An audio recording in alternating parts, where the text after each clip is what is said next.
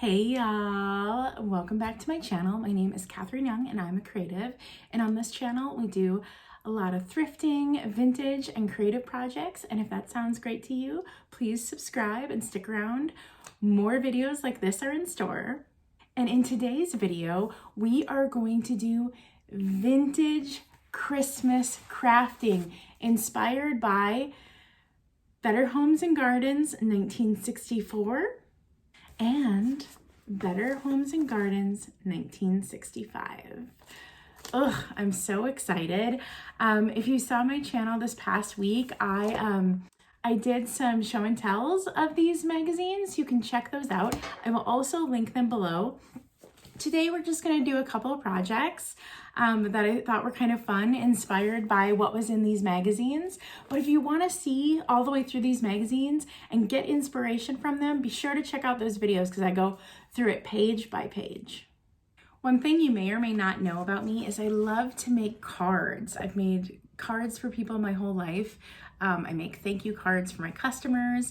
And growing up specifically, I loved pop-up cards. I love to make them. And so this had some great ideas for pop-up cards. And I thought, why don't we make one of these? I love pop-up cards. They are how my brain works. I just kind of instantly can tell how to do them. But I thought I would give this one here on the end a try because I've never made one like that.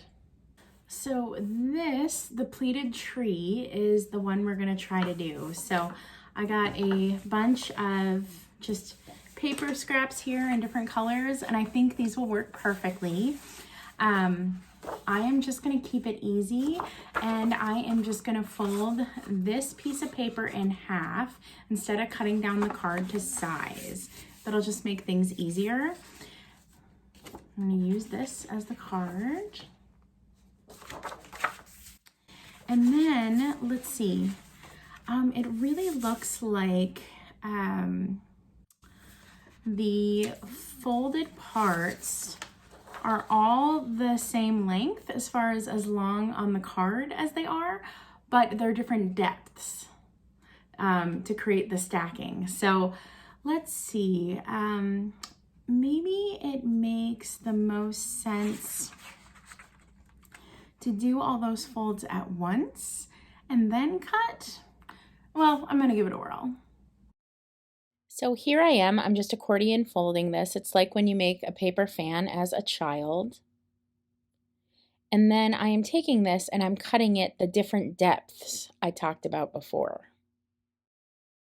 So now that I have all my little accordion pieces cut out, it's time to glue them in. Here I am gluing in those pieces, and it was actually more difficult than I thought because they kept stretching out. I mean, logic would tell me that that's what's going to happen, but it was actually kind of difficult. And then I am making the little trunk of the tree. I'm putting that on the bottom. And that was even kind of hard to get in there because of the way the little folds stretched out. I did realize that I had to kind of glue the folds to the other side of the card. Usually with a pop-up, you can just fold the card in half, but it just didn't work that way with this one.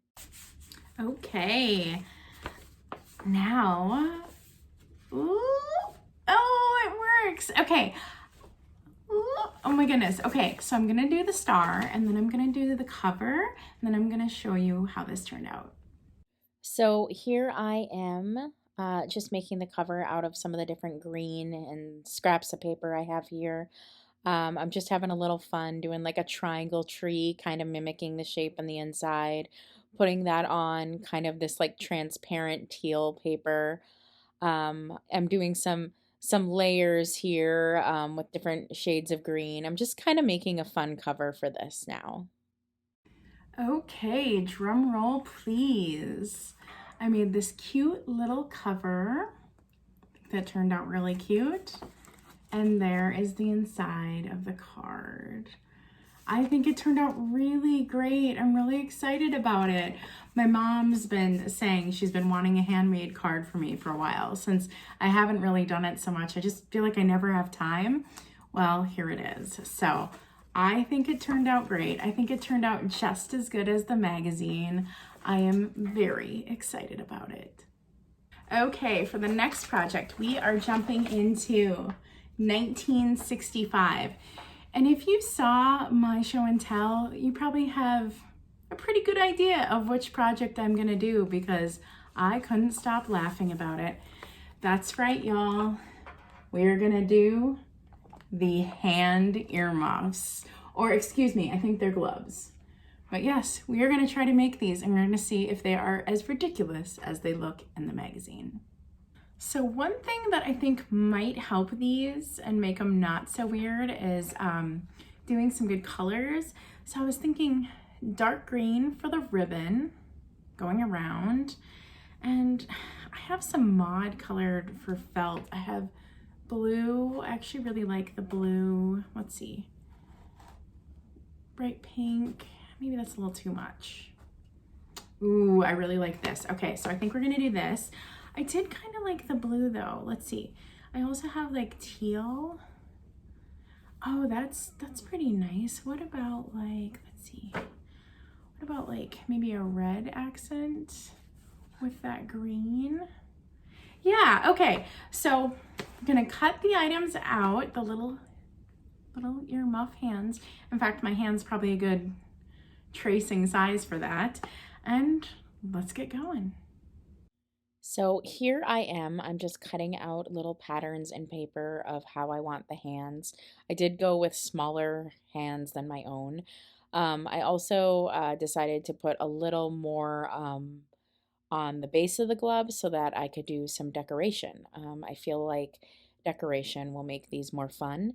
And so I cut out 4 of these hands for this project. Okay, I feel like this is the tricky part. Like, if this is gonna be my earmuffs and they're gonna tie, like where did I have to mark where the earmuffs go. So that's the tricky part. They have to sit in the right spot.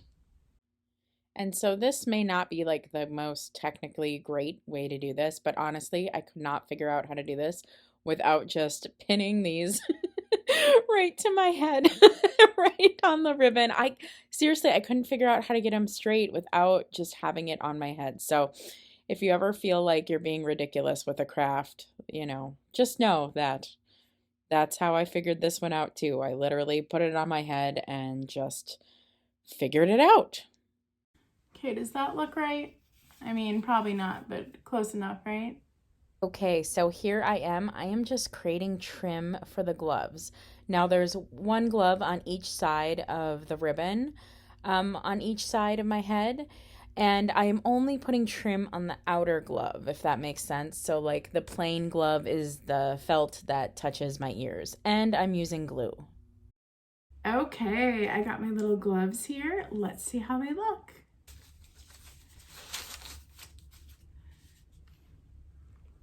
Okay. So I feel like this holiday craft is as bad as I imagined. But if you ever need a pair of glove earmuffs, just check out some Better Homes and Gardens and try the tutorial.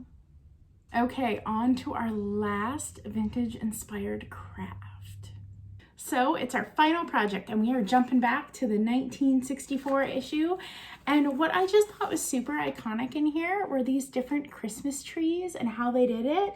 And when I saw this, I got so inspired because it said millinery supplies. And I thought, Now, if you've watched my channel, you will know that I got an entire box of millinery flowers, vintage flowers that you use on hats. I got an entire box from my friend Heather. And I was thinking, oh my God, that would be so cool to make a Christmas tree out of. So I picked up one of these foam guys here and some pins. And what I'm just gonna do is I'm just gonna pin them on here to create a Christmas tree. And since it's just the pins, it's gonna be non-destructive. So I can use the craft supplies later. So as you can see, it's just a box full of all sorts of things.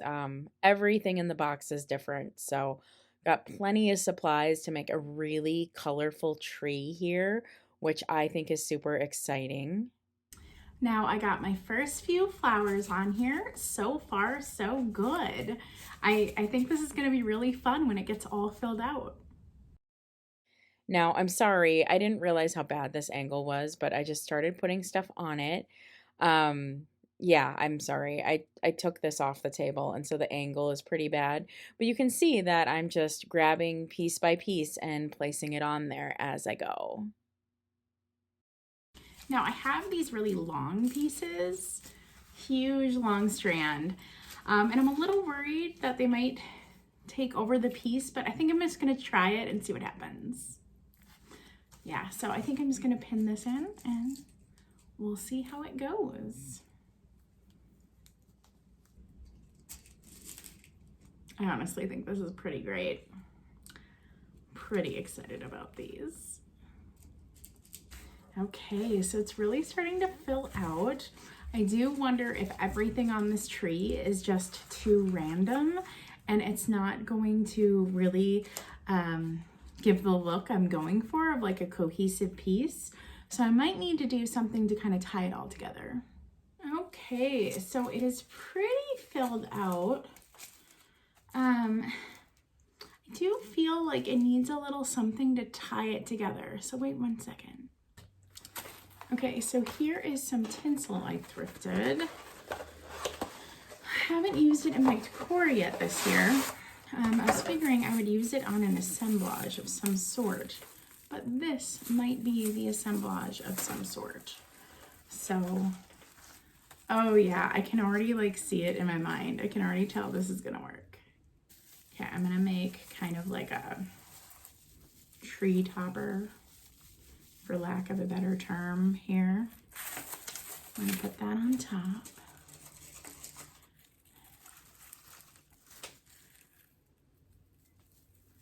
The hardest part is making sure that the pin is going through the actual kind of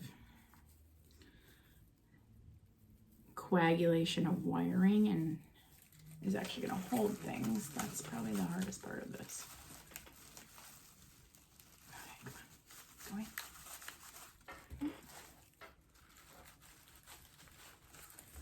Yeah, there we go.